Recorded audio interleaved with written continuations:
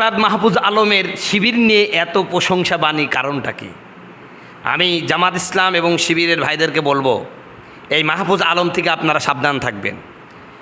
এর হঠাৎ করে প্রশংসার পিছনেও কোনো ষড়যন্ত্র লুকিয়ে থাকতে পারে। কথা বলুন, ঠিক কিনা? সম্মানিত ভাইয়ের আমার, সে বলেছে শিবির জনশক্তি দিয়েছে, ছাত্রদল প্রতিরোধ করেছে, মানে জুলাই আন্দোলনের অবদানের কথা বলতেছেন।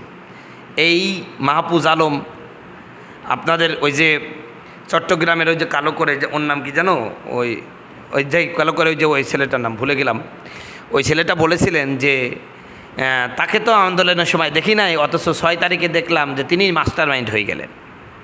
ফরাদ মজহারের একনিষ্ঠ 5 আটা গোলাম এটা হঠাৎ প্রশংসা করেছেন, মানে আপনি ভাইবি নিয়েন না যে জামাত ইসলামের পক্ষ অবলম্বন করছেন তিনি, তা না। এর হলো রাম বামের সাথে সম্পর্ক সবচেয়ে বেশি। কিছুদিন আগেই আমরা দেখেছি তার উল্টাপাল্টা বক্তব্য। এই যে অতএব আমি শিবিরের ভাইদের প্রতি উদাত্ত আহ্বান জানাচ্ছি, জামাতের কর্মীদের প্রতি, জামাতের সমর্থক বিন্দুদের প্রতি, এদের খপ্পরে পা দিবেন না। এরা আমাদের আবেগ নিয়ে খেলা করে। ও বুঝতে পারছে এই মুহূর্তে জামাত শিবিরের যদি একটু প্রশংসা করে দিই তাহলে আমাকে একটু মাথায় তুলে নাচবে।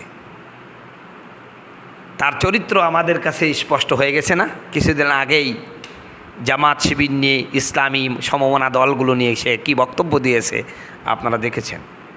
অতএব আমি বলতে চাই, কোনো ইসলাম বিরোধী শক্তি, কোনো রাম বামদের দালালরা যখন আমাদের প্রশংসা করবে তখন বুঝতে হবে নিশ্চয় ডাল মে কুছ কালা হয়।